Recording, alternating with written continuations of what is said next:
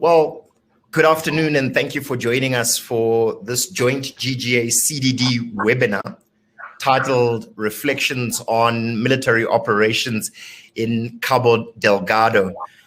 My name is Chris Maroleng, and I am Executive Director of the think tank Good Governance Africa. Maybe I can just share a few words about Good Governance Africa. We are an applied policy research think tank that is based in Rosebank, Johannesburg, South Africa, where we focus on issues related to governance across the continent.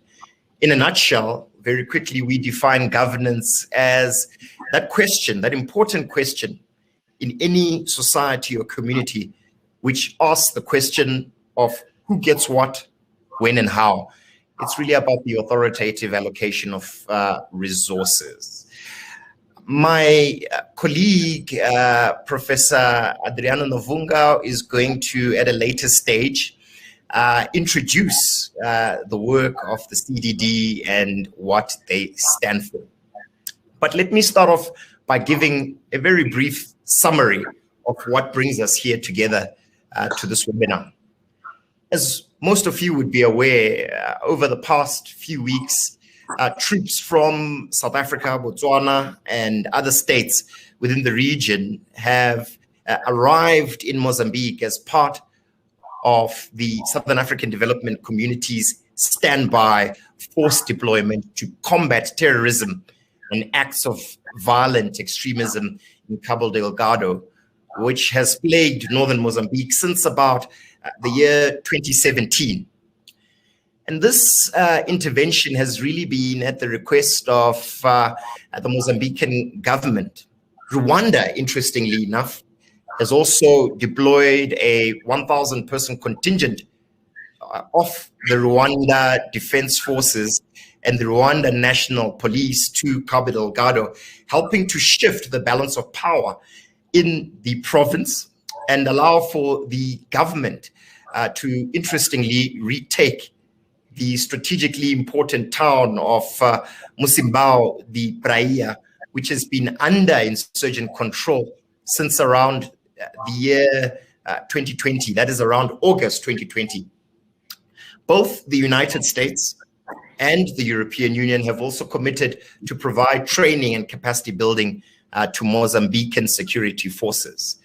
So Mozambique faces a significant challenge to ensure military forces from the region and indeed the international community deliver a coherent and coordinated operation and training in this fight against violent extremism in Cabo Delgado. This is particularly important as we are faced with having to view the withdrawal of United States forces and NATO forces from Afghanistan.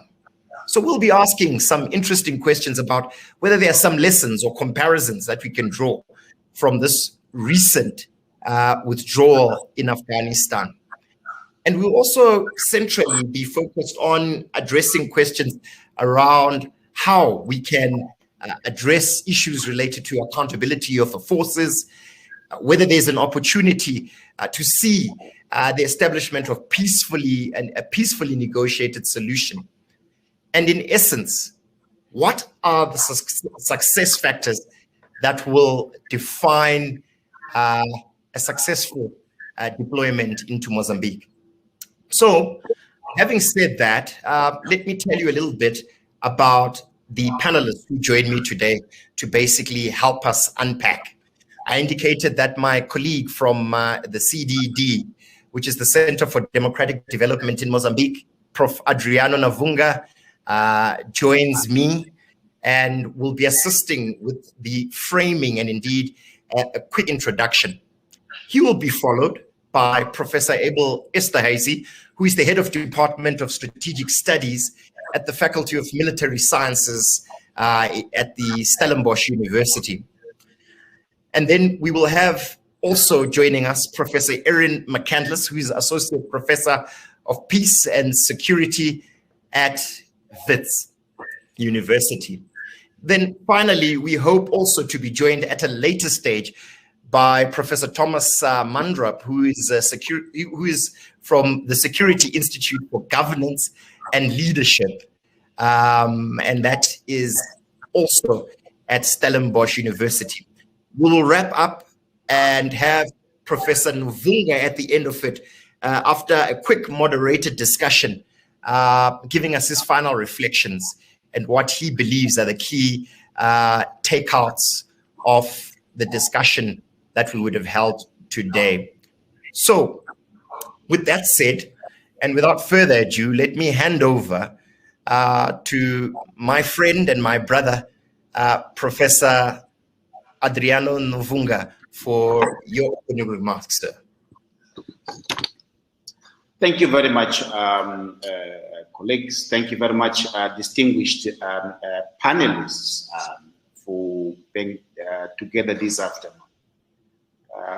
This is one of a series of events that we, CDD and GGA, together with Men and Guardian, will jointly organize. And this, it results of the concern that we have. We as CDD is Mozambique's civil society organization working on governance, democracy, and human rights, with particular focus on peace and security. CDD is concerned with growing militarization of Cabo Delgado. After initial reluctance, Mozambique authorities have opened doors for regional troops. On the one hand, as Chris have indicated, we have the Rwandan Defense Forces in the ground, and which are operating relatively less transparently, as it is not clear as to which mandates under which they are operating in Mozambique. And on the other hand, we have the SADC deployment, which it results of a clear mandate from SADC. Initially, we had believed that any other countries outside from SADC willing to intervene in Mozambique would come under the banner of SADC, but that is not the reality. The Rwanda's defense troops were given relatively preference, quickly deploy and quickly take positions in northern Cabo Delgado, and have, together with the Mozambique Defense Forces, been in the forefront of fighting violent extremism there. Our concern is with the safety and security of the large number of non-combatants, mainly women and children, particularly those who are held captive by violent extremists in Cabo Delgado. As an offensive operation by continental now and regional forces increases in the coming weeks, it will be crucial to ensure that international obligations are met to ensure the safety of non-combatants. And here is, on the one hand, the issue of how the regional forces and the continental forces are ensuring the security of non-combatants. But on the other hand, is the issue of the international humanitarian law. And this speaks to the issue of accountability.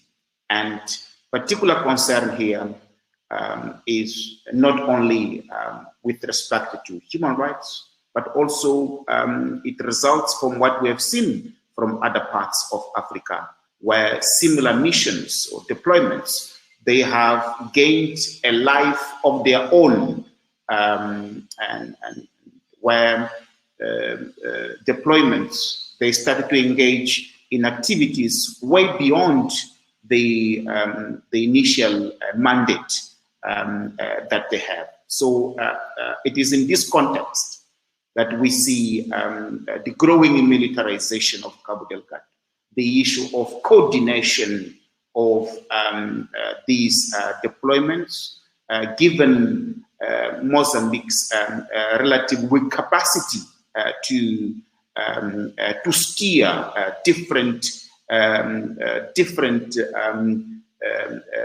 deployments with different cultures, different trainings, different disciplines, etc., and the structures of governance that CDD, GGA, and the Mail and Guardian have come together to organize this webinar as an important event when we, number one, aim at drawing the public attention to the issue of militarization, reflect on what is happening and how Mozambique can learn from other parts of Africa and the world on how to go about it in order to ensure that what is aimed at assisting Mozambique, it will not result on feeding into the root causes that have led where we are today.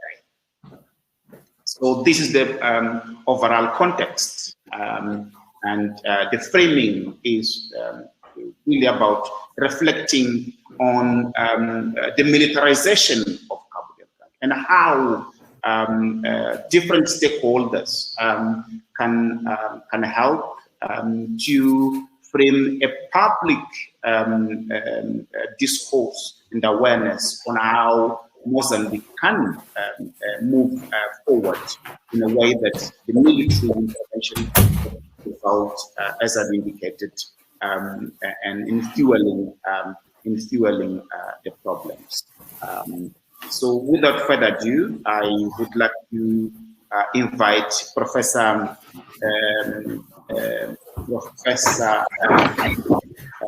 Asteri to Esther Hasty. Abel Esteri to give his keynote address. And thank you very much.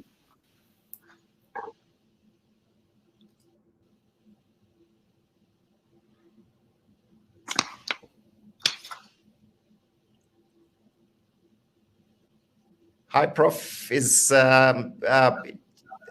We can see your presentation now. Thank you.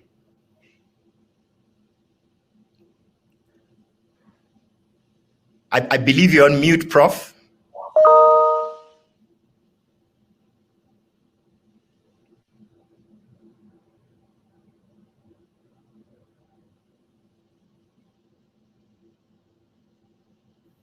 Sorry.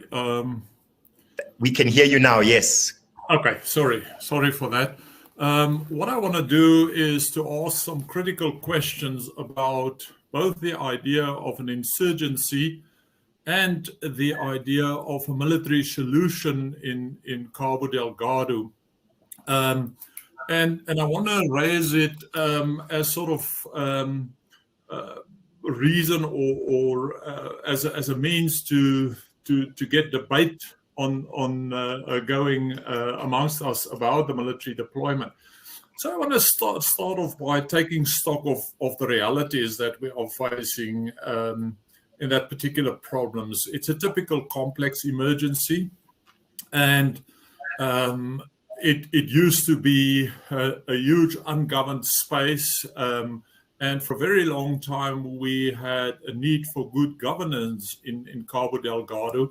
And in many ways, it was what I want to call a Wild West scenario in that part of the country. Everyone is basically exploiting the situation for his own interest and fending for himself.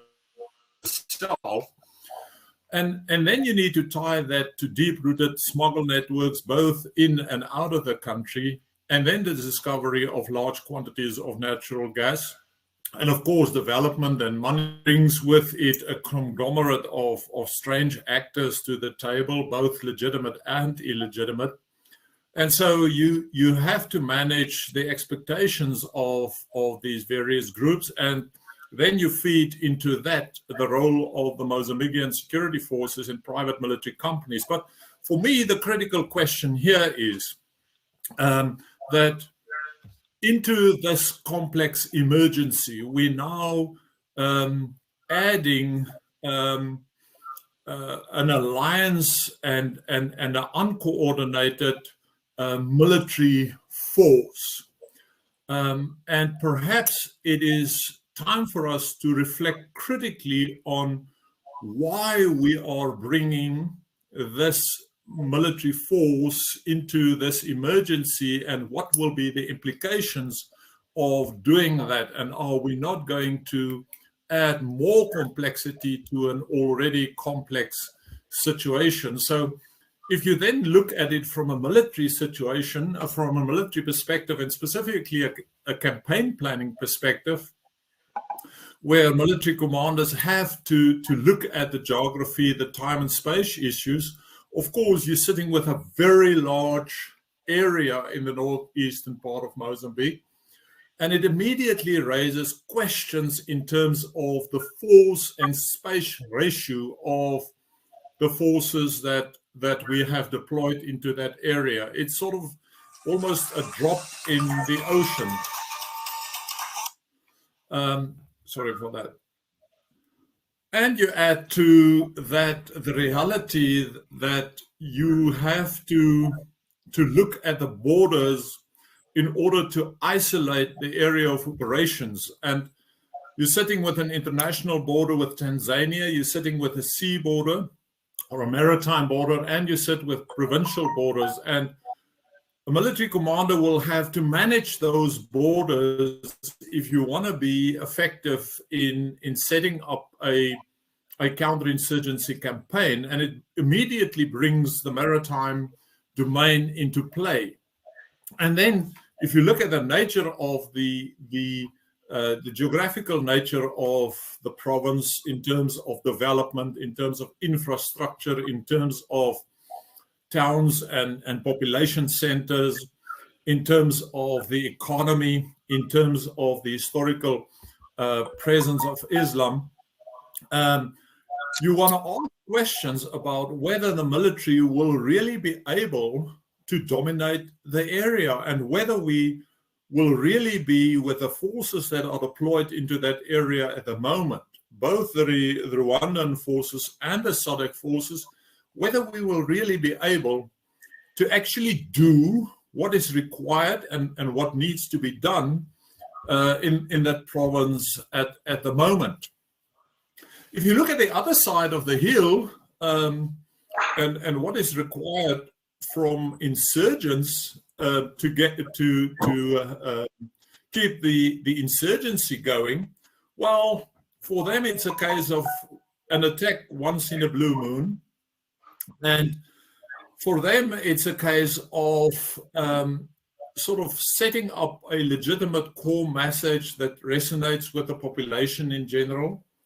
But, and this is a very important but, any insurgency requires some form of institutional and bureaucratic capacity. And that bureaucratic and institutional capacity normally is rooted to a safe haven, preferably a trans-border safe haven, to build the insurgent capacity, or then a safe haven within the area of operations where they are relatively free from interference from the counterinsurgency forces. Also, most insurgent campaigns rely on some form of international support, especially in terms of logistics. And then, of course, they need to have infrastructural, institutional, and the ability to sustain the campaign with weapon systems, with personnel over time. And of course, you need some support from the local population. And terror for support is useful, as Mao sort of told us, but it is not really useful for a long, sustainable campaign. So Where does this leave us in terms of the insurgency? Are we looking here at an insurgency that is really sustainable over a period of time? It's a critical question that we need to answer here. Looking at it from a counterinsurgency campaign perspective, I want to make use of James Curris's sort of three-phased approach in looking at counterinsurgency, and he's sort of demarcating three key processes that needs to unfold in any counterinsurgency campaign. The first is location. You ought to locate and identify the insurgent, and that requires predominantly an intelligence and police-driven campaign. And it requires a campaign that is closely tied into the cultural and religious realities in the specific area of operations. But the point I want to make here is that militaries are often damaging and unhelpful in this phase of the campaign. The second phase, of course, is to isolate the insurgent from its support, both the external and internal safe havens. And you do that predominantly through a hearts and minds campaign, a comprehensive approach, good governance, and very important, by providing a sustainable alternative for the population. And then lastly is, of course, the most military-driven phase of the operation, which boils down to the eradication, the physical annihilation of the insurgents, where the military sort of comes into play. But once again, the point that I want to make here is that the military is in place, and what are we busy with in Cabo Delgado at the moment? Have we gone through the process of location and isolation? And are we now at a point where we can start with the eradication process? If we are not, we are setting ourselves up for big problems. So let me talk a little bit about those problems. Alliances are traditionally not very good in fighting counterinsurgency wars, and we've just seen that in Afghanistan, playing out in Afghanistan. So your lead nation concept is critical if you want to do counterinsurgency good. But you cannot do counterinsurgency without good governance, the so-called comprehensive approach. And if you don't do good governance, and if you don't come with a comprehensive approach, your military action, in fact, is doomed. And if you then add to that the problem of time and space, that it's probably going to take a lot of time, it's going to take a lot of forces, and that you need to get the right force and force ratios in place. It is not a matter that can be done with a small token force, because you need sustainable operations over a period of time and that are set up for the space in which you want to operate. So here we are sitting with SADC and forces from Rwanda. And the underlying question is, how are we going to coordinate these forces, and whose interests are they serving at the moment? Do we have a coherence? Do we have an alignment of interest here, or are we looking at different interests from these military forces? So it raises questions about the ability of external military forces to successfully intervene in complex emergencies, precisely what we've seen in the last month or so playing out in Afghanistan.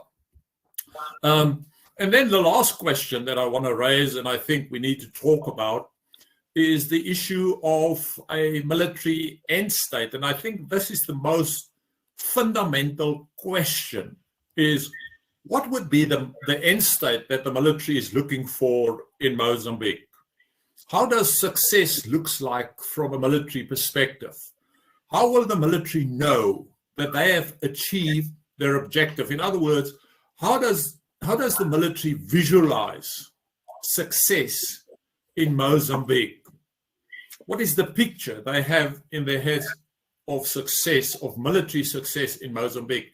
And then we need to be able to tie that military end state to the political end state, because eventually, if you're not looking at a political solution, your military solution is doomed by implication. I draw the line there.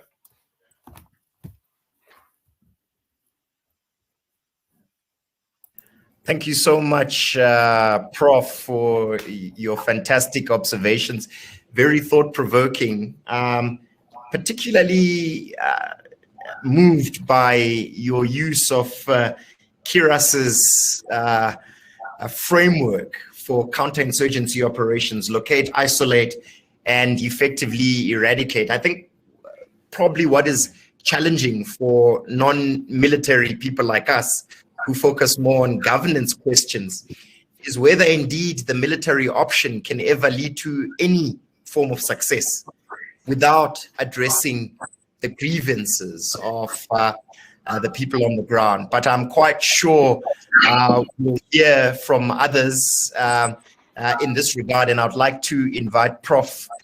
Erin McCandless to make her opening remarks and enter into our conversation. Prof. McCandless, over to you.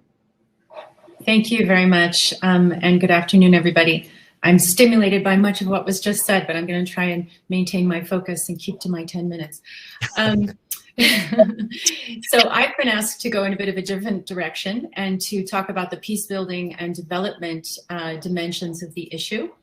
And so I'll start by just emphasizing that violent extremism is often a symptom of state fragility and the breakdown of social cohesion.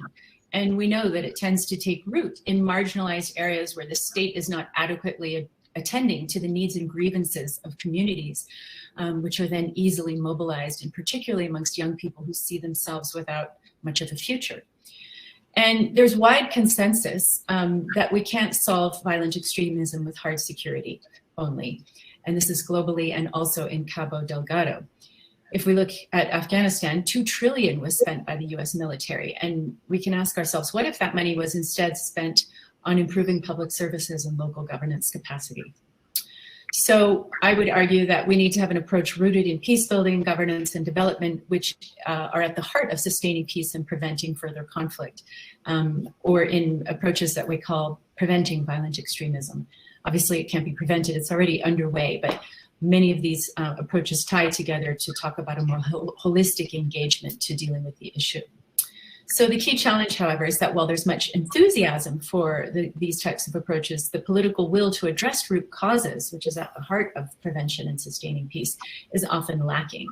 And security-oriented solutions are unlikely to inspire leaders to move towards a political solution and to address root causes. So research by UNDP on those who've joined violent extremist groups in Africa has revealed a strong sense of economic marginalization and lack of trust in governments that they are experiencing.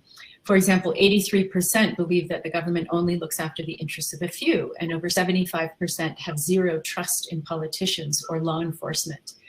And this reveals state fragility, which is reflecting a state's weak capacity to carry out basic functions, manage risks, and develop a trusted relationship with society.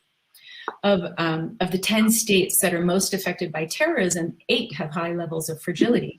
And Mozambique has had a steady rising fragility score. So for example, the Fragile States Index, if we consider that, in 2006, Mozambique was ranked 80th. The 80th most fragile country globally, and today it's 22nd of 179 countries.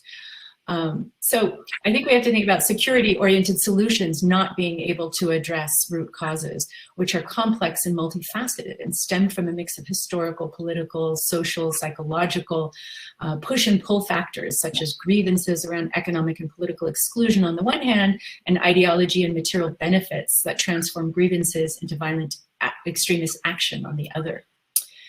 So in Cabo Delgado, there is broad agreement that the uprising started with young people in the majority Muslim region with predictable grievances about economic marginalization and lack of jobs and lack of security sector and human rights abuses, and linked the lack of benefits from the vast mineral resources in the region, including rubies and gas, and poor resettlement processes that took place around these. So the gas company Total, kind of at the heart of a lot of the discussions right now, has yet to start extracting gas, which will take place in 2023, as expected to. And so the investments that were expected have been stalled due to the conflict, aggravating grievances from previous experiences with mining companies. So the state has little administrative reach or security presence in the area, which has allowed the insurgency to take root and is an indicator of high state fragility. Again, thinking about fragility indicators, the highest fragility indicators are in uneven development, which is inequality, and public services. So Mozambique scores 9.2 and 9.9 out of 10 being the highest fragility in these areas, which is shocking. And despite its natural resource wealth, the region has the poorest human development in the country, wielding huge illicit economy, as the last speaker spoke to, in gems and wildlife, drugs, which has corrupted local officials in many cases and creates distrust amongst the population. And decentralization, seen as quite key in Mozambique, despite policy agreement around it, is sluggish and politicized, and communities have a lack of voice and participation as well. So critically, the question of why the Mozambique government did not act sooner on this insurgency is a very critical question being asked by many people. So what to do moving forward? There's little disagreement on the need for a security approach at this point and for external assistance to stem the advances of insurgents, given the context of a very weak security sector in the country. And on this front, I agree with much of international crisis groups' analysis on the value of the need for targeted assistance to support security operations and the need to avoid heavy external deployments that might fuel complexity and intractability, as well as the need for regional action to strengthen law enforcement, to block transnational jihadist involvement, dialogue with militants. But we also know that more is needed to achieve peace and to sustain it than silencing the guns, so to speak. Moving beyond counterterrorism measures, which are rooted in hard security, towards an approach targeting sustainability and prevention, rather, puts a lens on analysis of the political economy and conflict context, including the enablers, as I spoke about, and push and pull factors of recruitment, measures to support de-radicalization and the building of resilience capacities within communities to recover and to prevent future radicalization, recruitment, and mobilization, and also a focus on addressing root causes, and in particular the structural root causes, and building state capacity to address all of these. We might ask, what is sustaining peace? And for me, this is very much linked to the notion of success. And for the UN right now, sustaining peace and conflict prevention is probably the top priority, backed by twin General Assembly and Security Council resolutions from 2016, and it really talks about building that sustaining peace is a process of building a common vision in society with activities aimed at preventing the outbreak, escalation, continuation, and recurrence of the conflict. And again, doing this in a very holistic manner with a focus on addressing root causes. And sustaining peace, I would also argue, requires mending or forging an inclusive and resilient social contract, in particular the vertical dimension, the state-society contract, and tying a political solution to agreements around that are inclusive and participatorily developed and nationally owned and locally owned policies. And this must involve talking to young people. In Africa, 75% of the young people 75% of the population are young people, and young people are unfortunately at the heart of many of the violent extremist movements. So we can see how important this is. Secondly, a social contract requires ensuring institutions are functioning, serving people in fair and effective ways. And the indicators I just spoke about show that this is an extreme issue in Mozambique. And then third, around building social cohesion, both horizontally between communities, but especially between the state and its institution, and in particular around the security sector, where there is a very strong sense of mistrust that paves the way for attraction to terrorist narratives.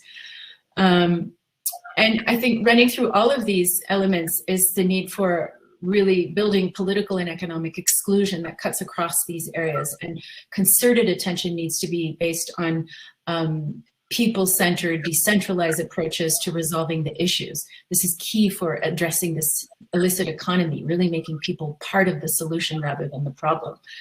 I'm not quite sure why Mozambique has not done a national action plan for preventing violent extremism. And this is a UN initiative that many countries around the world have undertaken. And equally, there should be a regional action plan as well, bringing in regional states and neighbors. And then attention to improving natural resource governance. I mean, this is a resource-cursed country, clearly. And the opportunities to transform the national economy need to be harnessed with this impressive national resource wealth, but they have to be better managed. And in particular, putting community benefit at the top of the list of really thinking this through.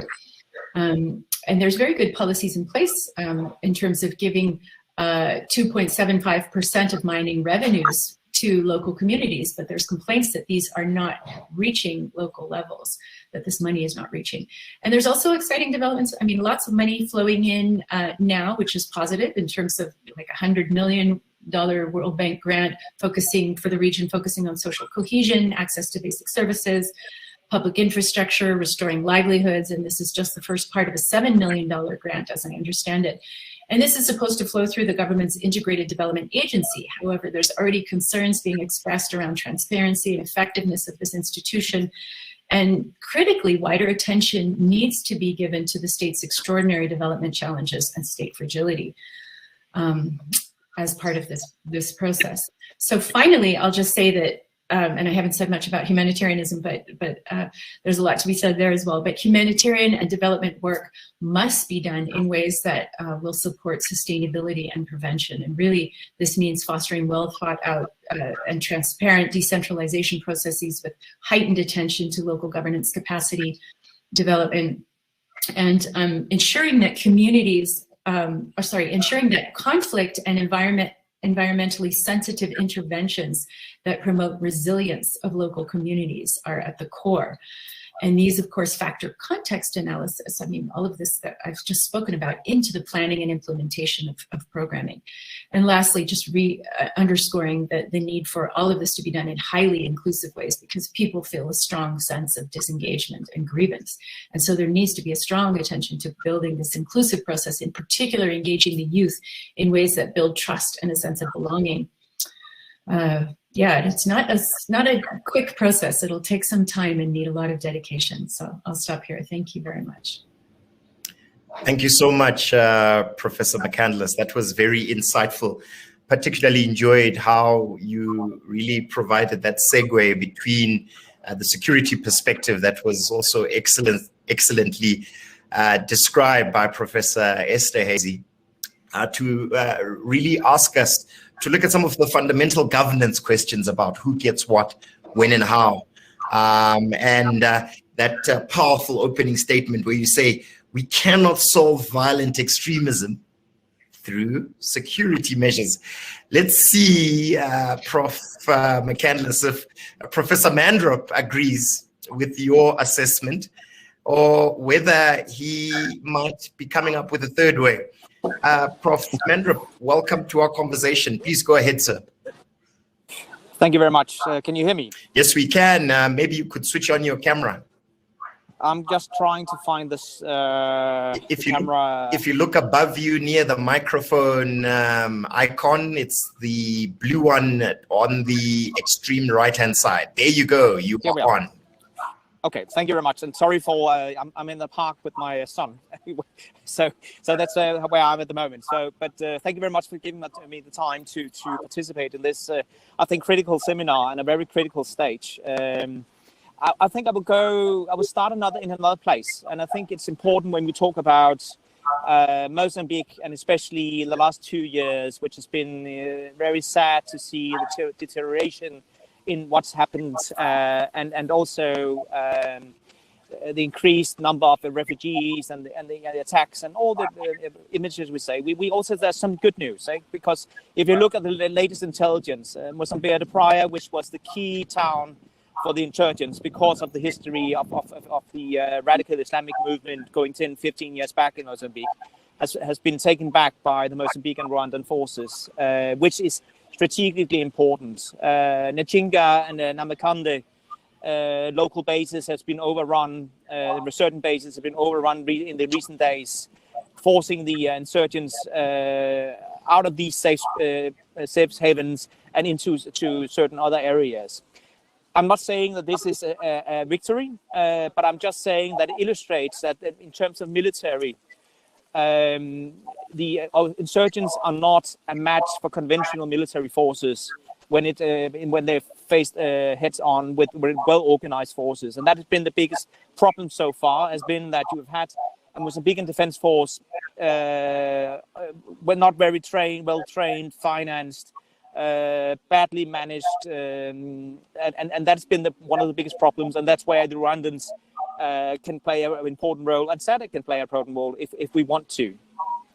But of course it raises other issues, because where are these insurgents then going? And if you talk to intelligence sources in Tanzania and Kenya, the big fright from their side is, of course, that these insurgents are moving back across the border into these regions. And we have, within last year, we've seen insurgent activity in the southern part of Tanzania, close to the border here, where the local communities have been targeted. So it's not. Then we're back to what Abel, Professor Esterhuis, and also Erin tried to also talk about. This is the question around what is it that the military can do. Yeah, there's no military solution, but the military can create space for political solution to take place. So we can force them. Abel used the word to annihilate the enemy. We can put the enemies too much under pressure that they have to see the advantage of trying to go into a political solution. But it requires that, which is my next point, it requires that you have local ownership and that you have actually a local government that actually wants to solve and go critically into this and constructively into this and deal with the root causes that Erin talked about.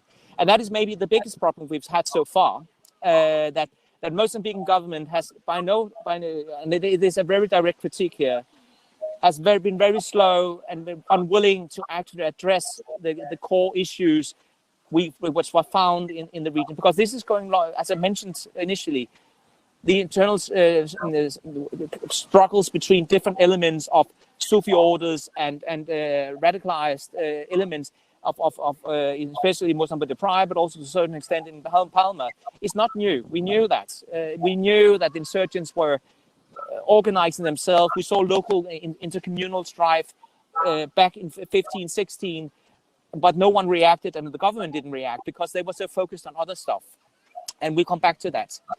Then Abel mentioned the concept of ungoverned space. I would argue, I would actually turn it around.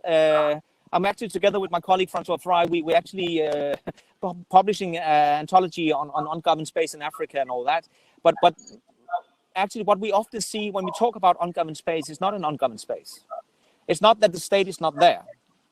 When I was in northern Mozambique in mid-2019, there were government forces, police, government officials all over. The question is what they're doing and how they're involved and how they react and how corrupt they are and how are they actually performing their tasks.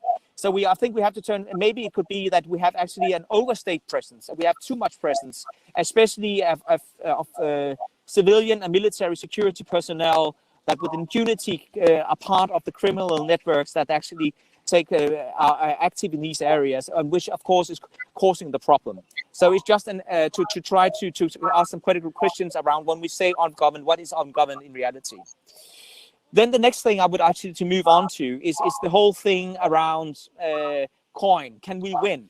What Abel asked the question, and which of course is the right one to ask, especially in terms of Afghanistan. I will come back to that in a moment. But when we talk about winning a coin operation, one basic thing, and then Buffer, the old French strategic thinker, back from his experiences from Algiers and from Vietnam, into China at that time, a French colony and all that. You cannot win if the local community do not buy into to the political model your project.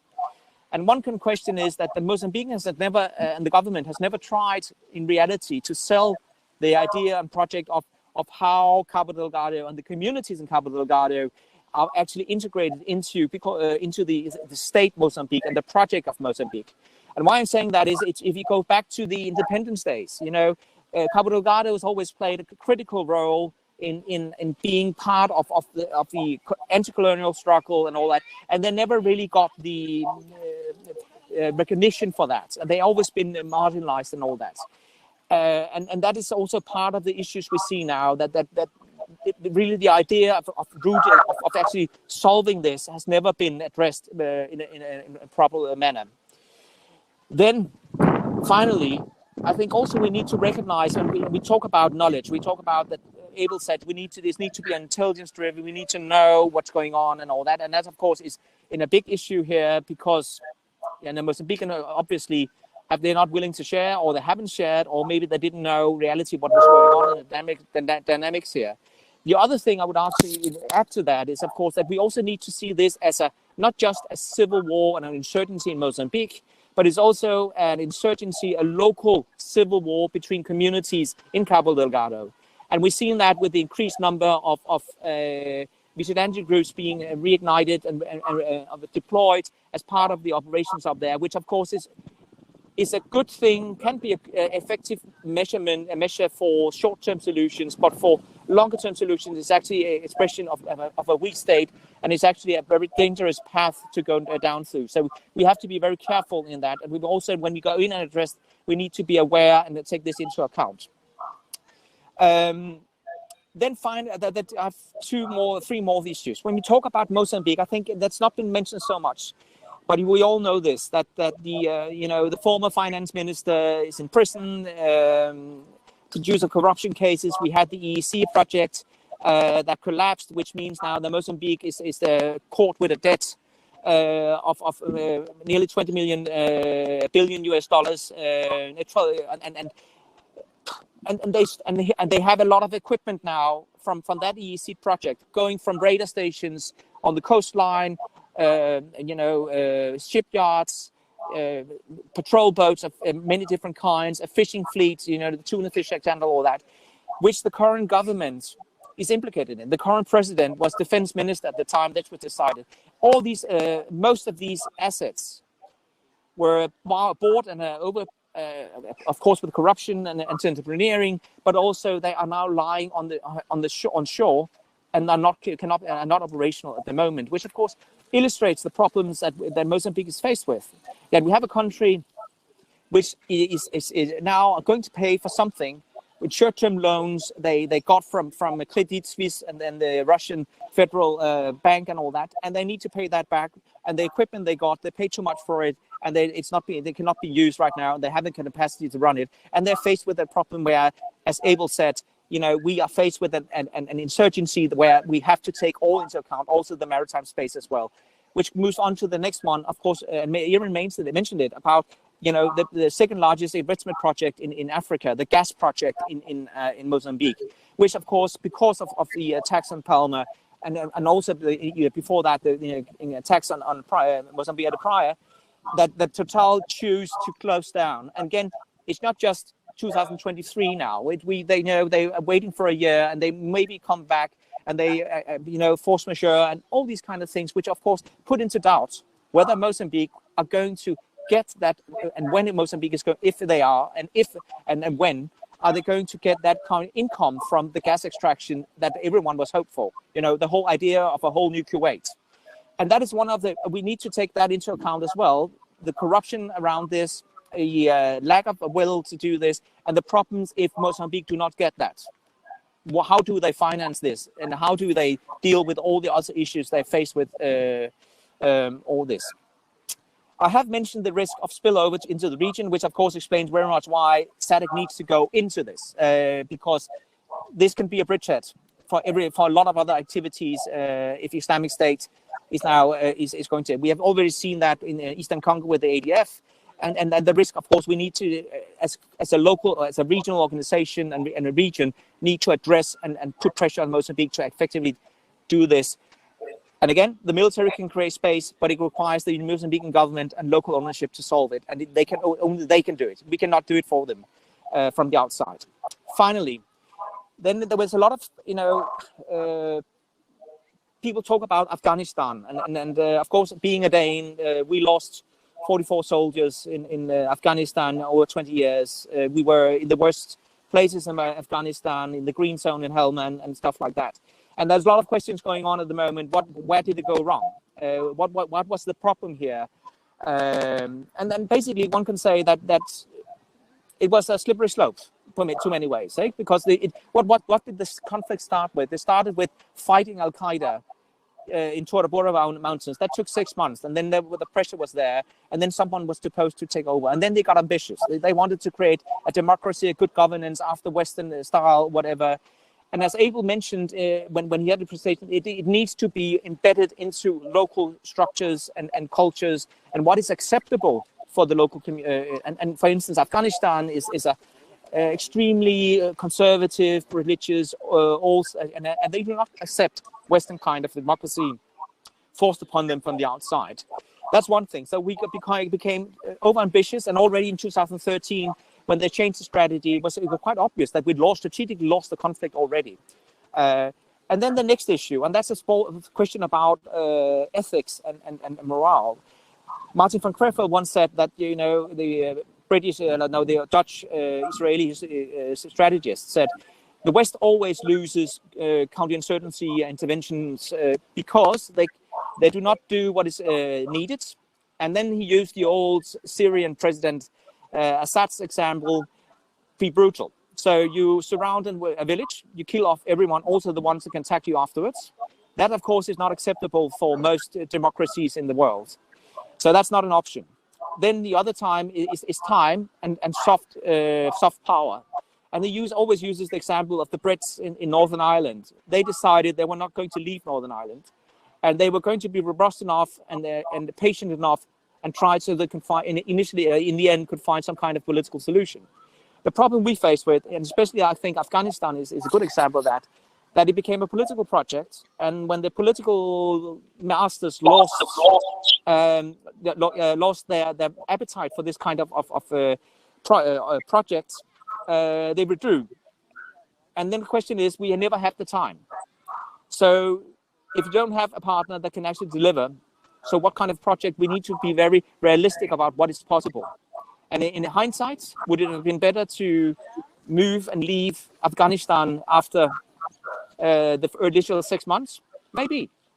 Because now we have a Taliban that is stronger than ever. And as Erin said, we've been there for 20 years. And with all the negative consequences they've had on soldiers and civilians and financially and all that.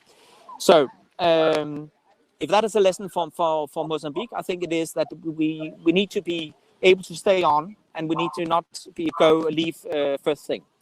But I better stop here. There was a lot of questions and comments and issues for debate, I guess. Thank you very much. Thank you, Prof. Mandrup. Some very provocative issues that you raise. I want to bring in very quickly Prof. Easthuizen here. And this is really around the question of COIN or counterinsurgency operations. We heard earlier on Prof. McCandless kind of saying that, preventing violent extremism through security measures alone cannot work. We've also heard just now Prof. Mandrup saying, can a counterinsurgency approach, pure military one that you seemed to be advocating in Mozambique, Can it really work? Do you still maintain that it is something that should be pursued? Can it work, Prof. Esterhazy? I am very cautious. So if my presentation have given the impression that I'm all in favor of a full-blown counterinsurgency campaign in Mozambique, well, that's the wrong impression. In fact, I'm deeply worried about the deployment of the SADC and Rwandan forces in Mozambique, and I'm worried because I am not 100% convinced, and Thomas touched on it, that the military have actually thought through the whole process of what the military is supposed to do in Mozambique. I got the impression, and I have the impression that perhaps we deployed the forces, but we never thought about how to employ them. And there's a huge difference between deployment and employment. And my question is really about how are we going to employ the forces in Cabo Delgado to be effective in doing what they are supposed to do. And I have serious questions about what the end state is that they envisioned. What is it that the military must do? What is it that they expect Prof, the military to do? Have you heard any definition of what the military objectives are, in particular of the Southern African Development Community's intervention force, SAMIM? Have you heard anything around those objectives? Have they been clearly articulated to you? Well, I haven't seen anything, and I don't know whether Thomas has seen something on this, but I haven't seen much information. I hope they have thought through this and that they have a clear idea of what they want to do. But let me also say there's two critical issues here. I mean, we cannot do the development part if we don't have security. The question is, how do we go about establishing that security that is required? And a hardcore approach by the military is seldom a good way to establish that kind of security that is needed for development. You have to address the root causes of the problem in Mozambique. And then perhaps the second point that I need to make is about the fact that military forces always serve particular interests. Whose interest is Rwanda serving by intervening in Mozambique? What is the connections, if I can put it like that the Rwandan forces are bringing to the table with their deployment in Mozambique? Is there a French connection? If we look at the SADC forces, whose interests are they deploying with? Is it the South African interest? Is it SADC interest? Prof. Esterhazy, I'll come back to you. I want to bring in here Professor Novunga. You hear Prof. Esterhazy effectively saying, in whose interests is Rwanda acting on? Whose interests are the SAMIM operating on? Do you have any insights that you can share with us? Thank you very much, my brother. Well, there are speculations as to who would be behind the Rwandese deployment. Some would say it is French, and you remember my president here. He traveled to Rwanda to discuss the matter precisely the week that he was supposed to convene the SADC Troika here, which was postponed after the report of the technical deployment was leaked. And subsequently, he went to France to meet Macron and Total, and the speed at which the French, the Rwandese deployment, and given the current positioning of the Rwandese troops in Mozambique, some would say that they are here. One, to clean and protect the LNG area, so to say, and less to do overall fighting against violent extremists. Recently, speculations suggest that the US also could be there using Rwandese to fight a proxy war. The reality, though, is up until now, the Rwandese have been relatively successful. One, they have repelled violent extremists. Not clear whether it's a military success or the violent extremists they are pushing back and they will be running to other countries, including mingling with local communities. But the reality is they are bringing back some safety together with the Mozambique Defense Force. And this is to be commended on military, but taking the lessons and hearing what Professor Erin was saying and Professor Asterius have been saying, it is too soon to claim victories. And we have seen politicians in Iraq and other parts of the world quickly jumping into saying, we have done it, we did it.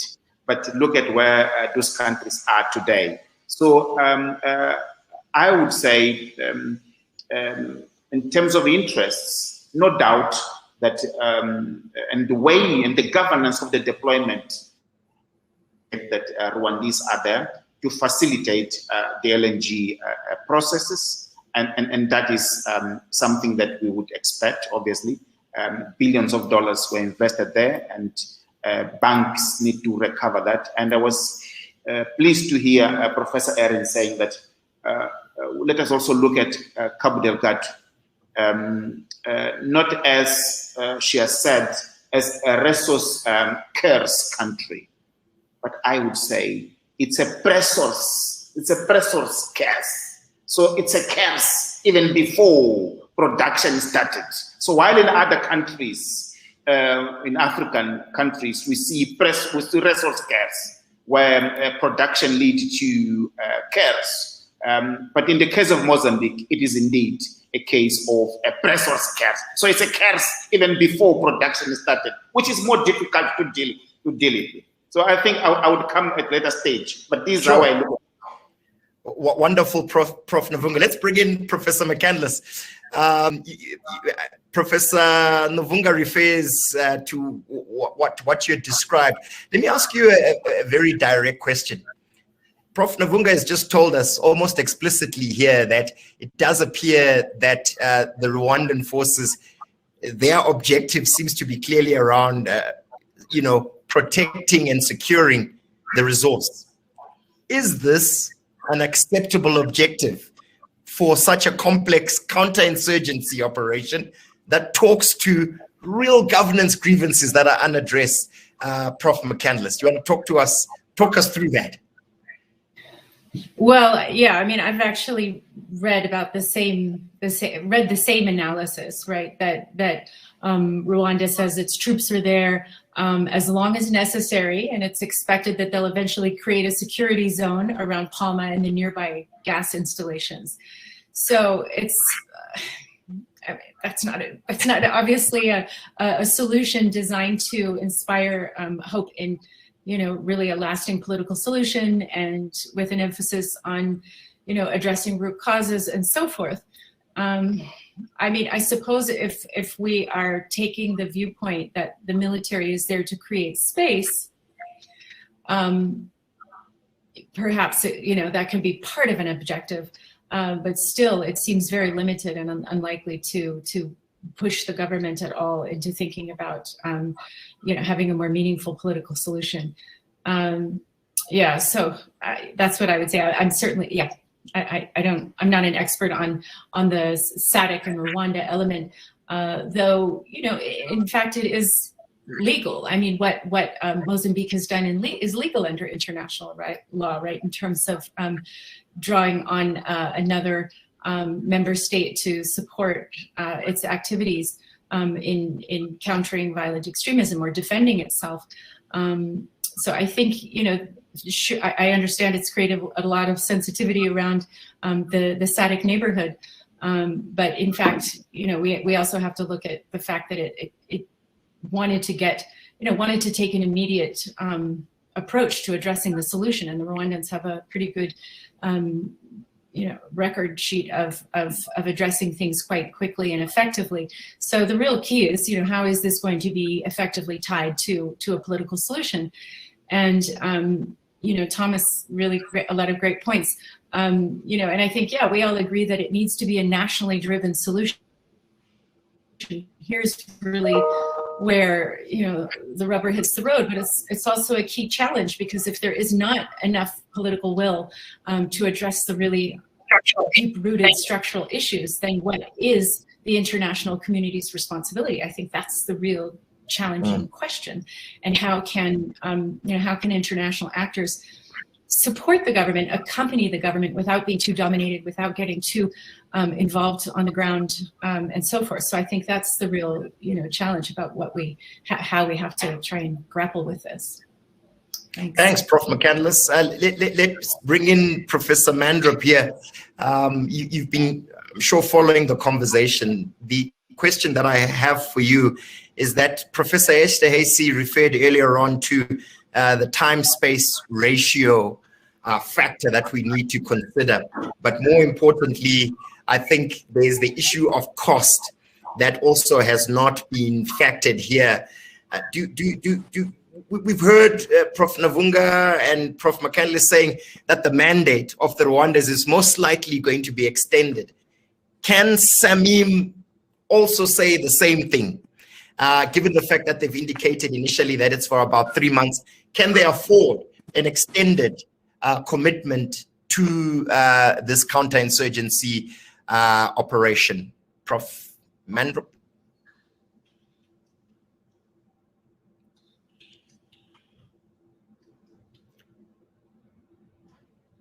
Yes, go ahead, Prof. Mandrup. I don't know if you heard me.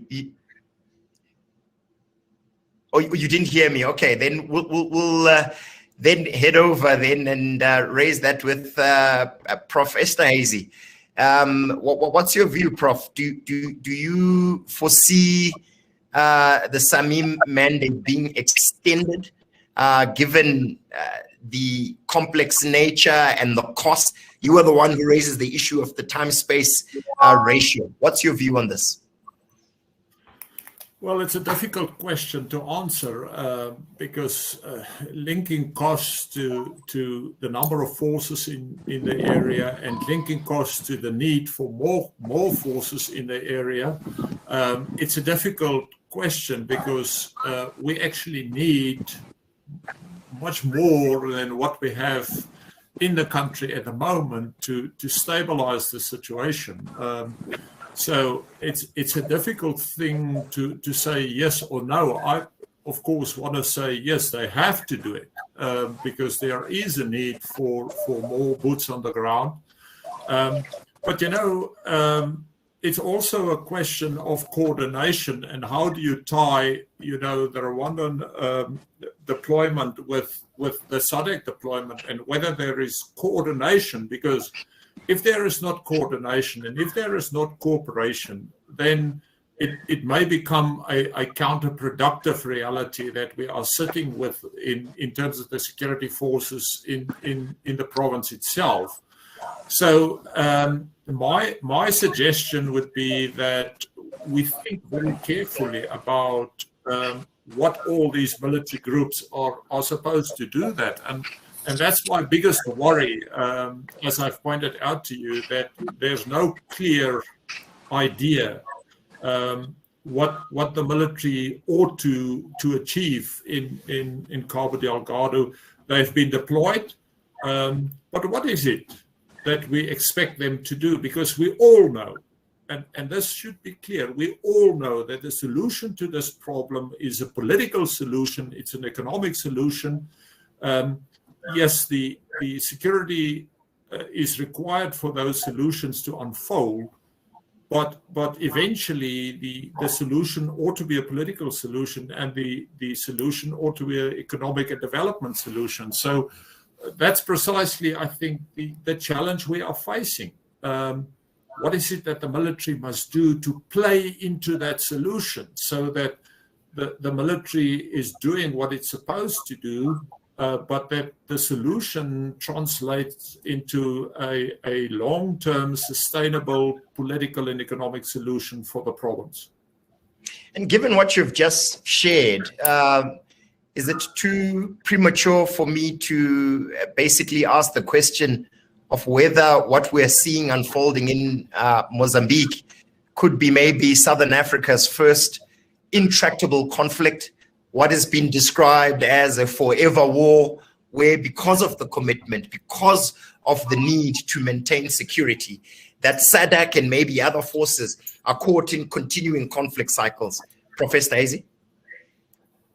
Yeah, that's a very good question, and that question is tied for me to the whole to the higher order question of what is the kind of insurgency that we are sitting with in Mozambique, and that's the reason why I ask questions about the sustainability of the insurgents in the insurgency campaign that they are busy with. Are we not? And this is a very it may be sounds like a very stupid question to ask, but are we not sitting here with organized violence, with some roots tied to insurgency, but in essence we are sitting with a high level organized violence problem?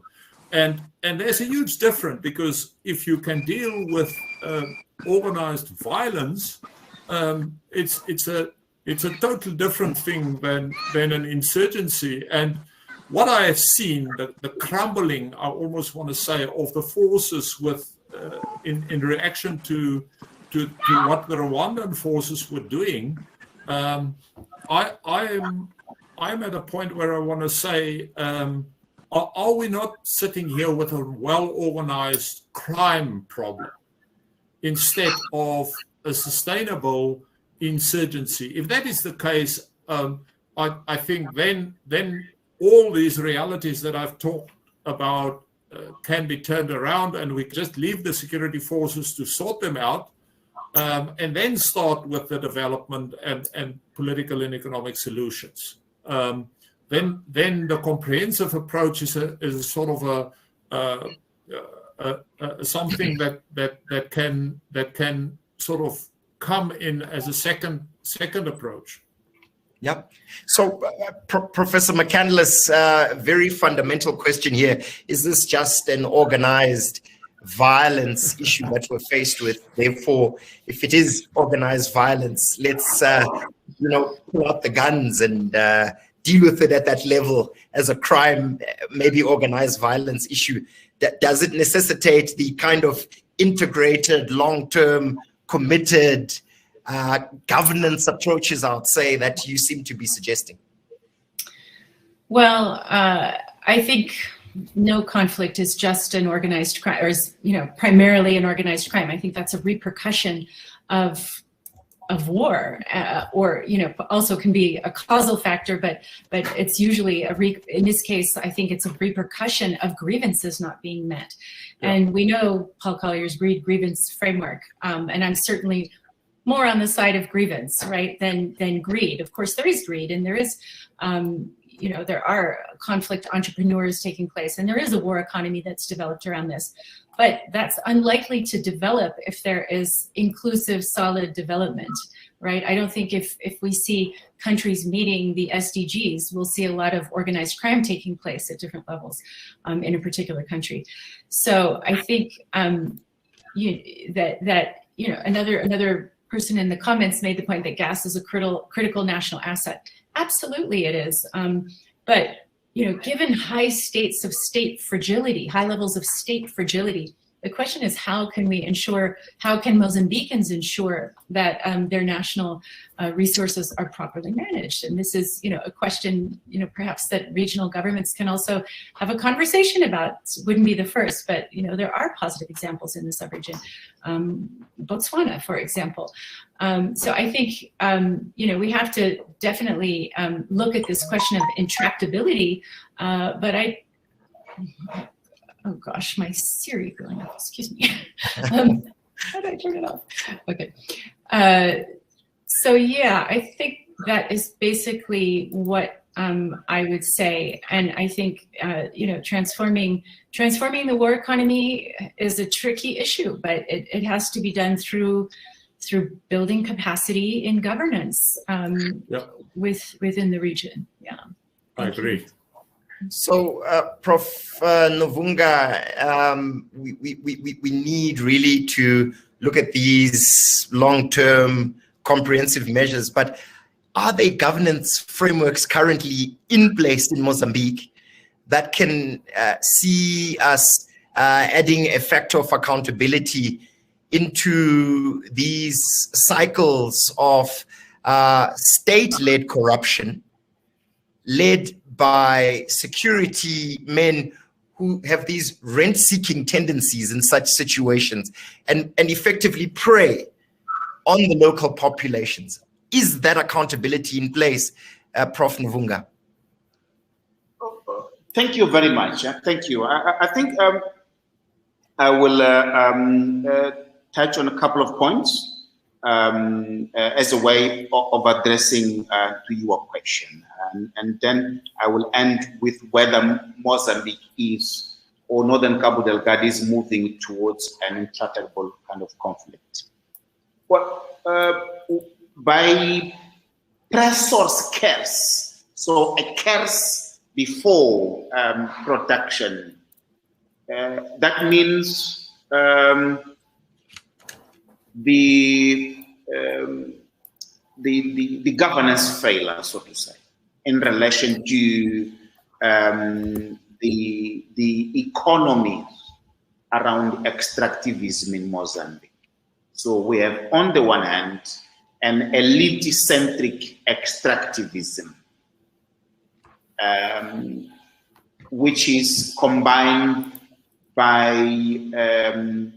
30 years of democracy, of non-inclusive governance, non-inclusive growth, and non-inclusive development. Which is underpinned by a political exclusion based on partisanship. Mozambique has been hailed internationally as an example of post-war and democracy. But the reality is the international community needed an example to show. But Mozambique, what was labeled as an example, it was an exclusionary system of governance. So instead of building the state, Frelimo used aid to build the party, the former liberation movement, which has failed to transform itself from the ideology of governing alone to a more democratic, modern systems where it is about really steering different networks of governance and moving towards the fulfillment of the national interest. So national interest was privatized by a group to legitimate a certain agenda. And this, let me give you an example, simple one of what I'm saying, because not to sound too abstract. You know, when we talk about northern Cabo Delgado, take MDP, Mosimbo da Praia, take Palma, all that coastal area, it is an opposition area. It's an opposition area. And because of the politics of exclusion, all those areas, they were not developed. The state was absent there. So when we talk about fragility, it means opposition areas. There is no state. There is no service. The state is not there. And it is from there that violent extremist organization erupted when resources were discovered and the networks of organized crime. So this tells you how fragile, how governance failed these countries. I would put it this way: governance failed this country, and it is manifesting itself in violent extremism in a way that we are waking up today. We have been neglecting all signs. This is one aspect, but the other aspect of it, you know that today here in Mozambique, there is the trial of those who conspired to take Mozambique to enter into its biggest corruption case, the $2 billion hidden scandal. The center of that scandal, it is the Mozambique Intelligence Service. So they have turned the Mozambique Intelligence Service into a corrupt entity, an entity that was used to fail the Mozambique nation and national interest. So when you have this, you cannot expect other indicator of governance failure than what the intelligence is turned into a weapon of corruption, in a way that it is taken away from its mandate of gathering intelligence as to what is happening, is turned into the instrument of corruption. So this, to me, not only tells you how governance neglected, governance failed the young people of Cabo Delgado. They allowed elites to partner with foreign interests to violate human rights, to abuse those local populations, and more importantly, to deny development to those people in the form of jobs, etc.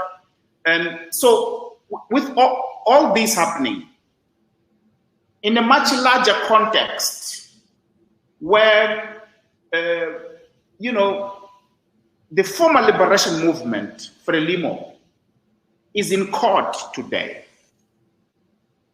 The former president and the incumbent, they do not look at each other eye on eye. The former president is seated today in the court because his son is being tried for colluding to, and that collusion has resulted in Mozambique's biggest crisis since independence, where millions of children, millions of women, and ordinary Mozambicans have no job because of that problem. And they do not speak to each other. That, it has failed them, taken away the capacity of the state. So to some extent, when you talk, Professor Erin, about political will, you know, this concept of political will, sometimes it is whose political will. So it is sometimes, when you look at the way that Mozambique is addressing what's happening in northern Mozambique, sometimes you question the type of political will, because it is also framed in a context of failing Frelimo,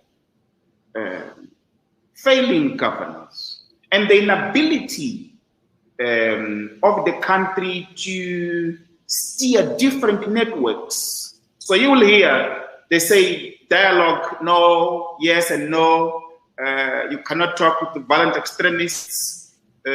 Institutions are not working. A dean was there, was created, but not set in the right way in terms of mandate, in terms of positioning, but also in terms of resources and moving forward, etc., and not given the proper job. If you look at how governance is responding to IDPs and how conceptually they are being treated, IDPs, this also tells you what I mean by governance failing.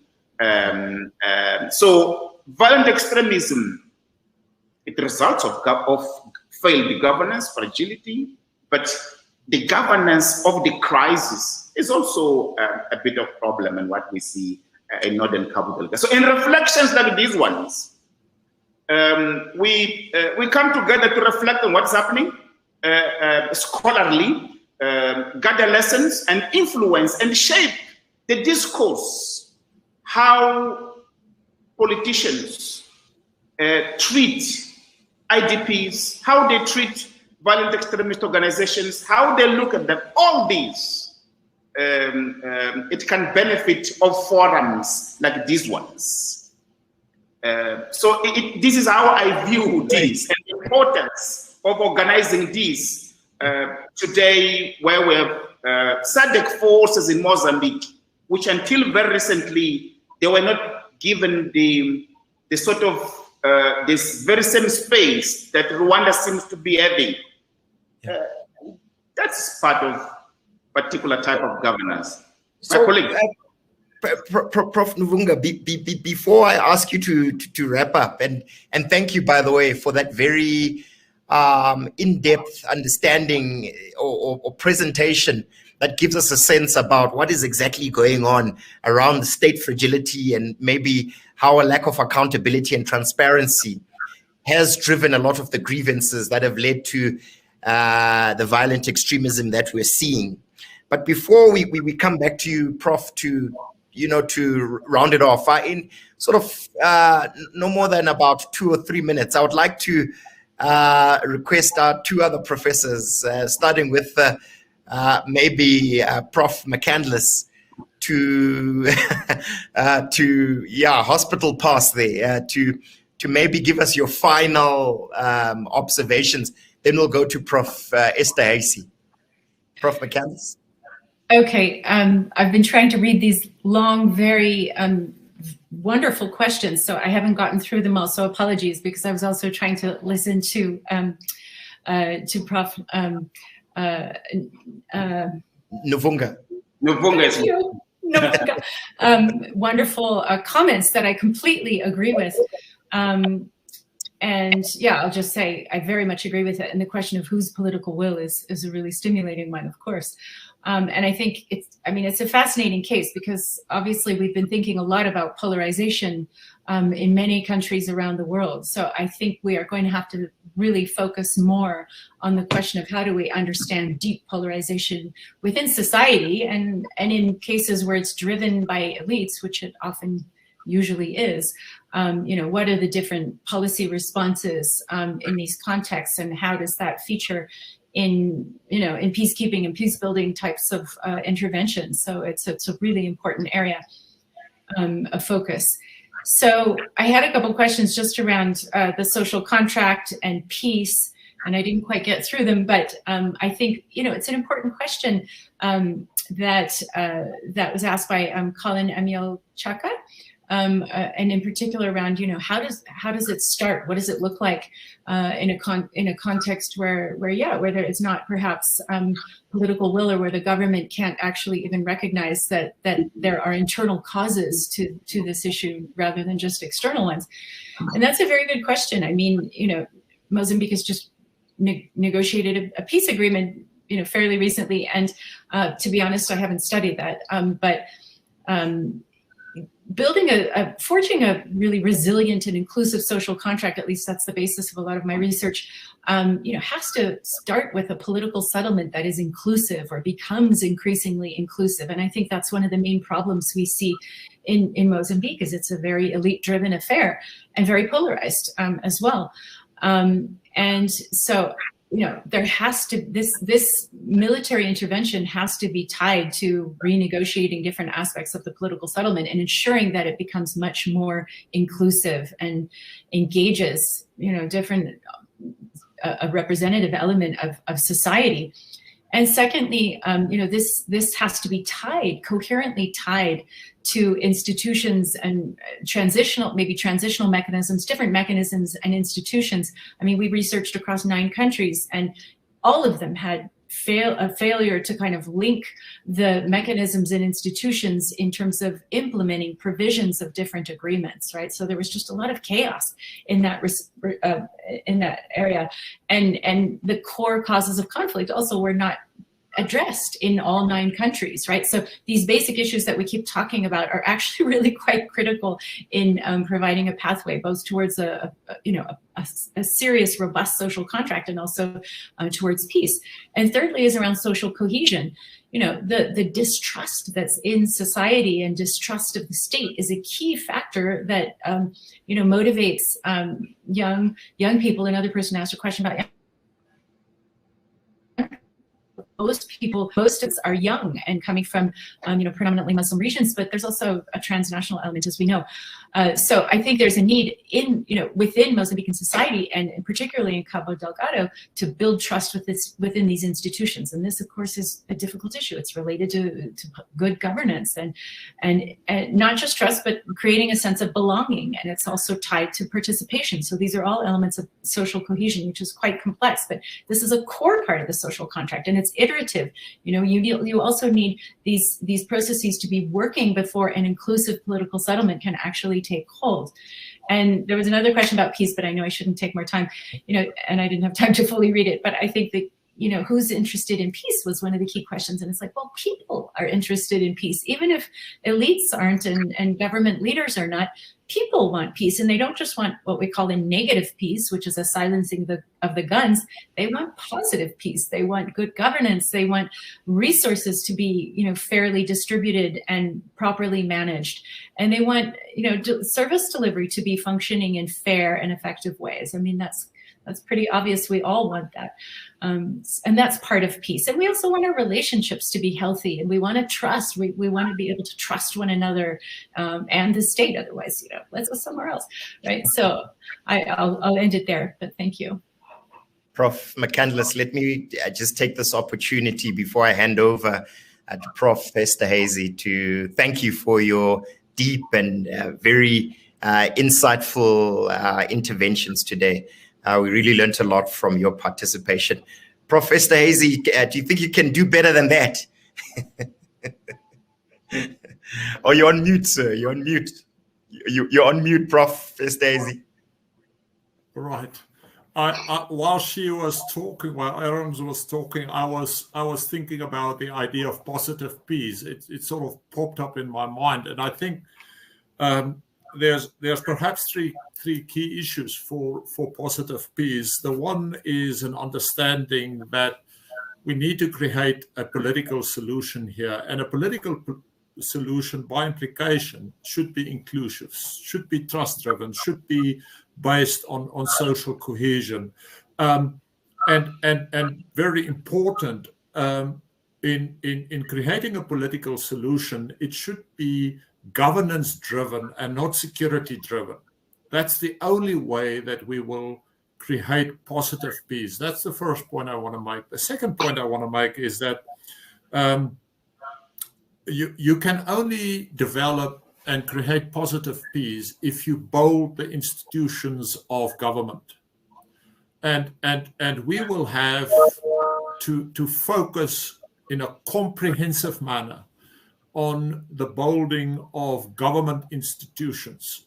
And it ties with the third and last point that I want to make, that our previous speaker also alluded to, and that is that you can't build positive and sustainable government bureaucracies if you are sitting with the problem of corruption.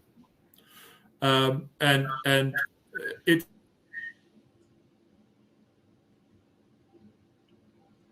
Oh dear, we seem to have lost our feed with Professor Estes. He was making some fantastic points.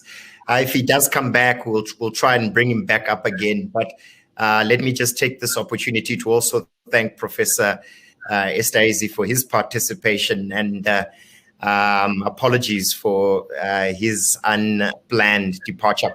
So my brother, Prof. Novunga, we are now at that stage where I'd really appreciate it if you could sort of wrap it up for us in that fantastic way that you do, and maybe then close the seminar for us. Over to you, Prof. Well, thank you very much, my brother Chris, for this wonderful seminar today. What I wanted to say, number one, is that we will continue this series of regional events, and will be combined with more national events here in Mozambique. This is the first. Second one is that this series of regional events, of webinars and workshops, it's really important to continue building awareness about the situation in Mozambique and northern Mozambique in particular. The risk of regional spillover is real, as violent extremist organization is under pressure militarily in northern Cabo Delgado. They can seek safety in other parts of Africa. So it's important to continue with a regional approach, and at the very same time tackling the military intervention from the governance perspective and good governance perspective.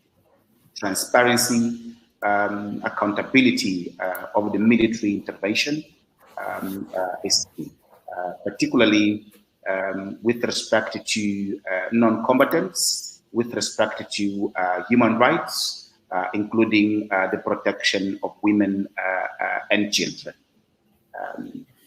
The overall approach is, from our perspective, is on one hand ensure that there is a military accountability, which is embedded in overall approach of dialogue for solution to the conflict in northern Mozambique. This dialogue is threefold. One is in relation to IDP, is in relation to local communities. We can talk about governance, but that will be meaningless if we are not empowering local communities to meaningfully participate in governance, particularly in the governance of the ongoing extractivism. Number two is how Cabo Delgado, as a regional government, can have the opportunity to meaningfully participate in Mozambique's political economy of extractivism. There are examples from other parts of Africa where regions have a say. If you look at the Mozambique's model of monetization, it is all Maputo-centered. And Mozambique has no experiences of sharing resources with provinces. Corruption is undermining that. So how that can be improved from a governance perspective. And third is how the international community, including international private sector, can meaningfully participate and contribute for building institutions, but more importantly, development, to give jobs for local people and build resilience to communities. Most often, private sector, they say it's not our job. But that is it's an old-fashioned way of extractivism. In the modern days, international oil companies, they have to be part and parcel of local development and people-centered strategies of local development for a sustainable way of doing business and addressing human rights. By human rights, we are taking a more inclusive concept which goes beyond abuses and violations to tackle the right to development, the right to development of local communities. So to you, brothers from the global north, it is no longer about extractivism, piping and go. No, it's about a dialogue-based model of local development and doing business, where local communities, they are considered as not as locals, but they are taken as part of the business model. It's only this way that we can address violent extremism, we can build resilient communities and peace, and business contribute for a more human development. I would leave it here. We will continue with this. Thank you very much, my brother Chris. Thank you very much to GGA. Thank you very much to Mail and Guardian for this wonderful webinar today. To Professor Erin, Professor Ashton, to all colleagues here. Thank you very much for the opportunity. I hand it over back to you, Chris, for that final word of closing. Thank you very much, my brother. Thank you so much, Brother Adriano. Always fantastic listening to you, and indeed to all of our participants today. We have been monitoring and observing your contributions to the chat, that is to our audiences, and we will make attempts to compile these questions and respond to them in a forthcoming seminar or webinar report that we will be producing shortly. So on behalf of the CDD and GGA, I hope you have a very pleasant afternoon. Take care. Thank you. Bye-bye. Thank you.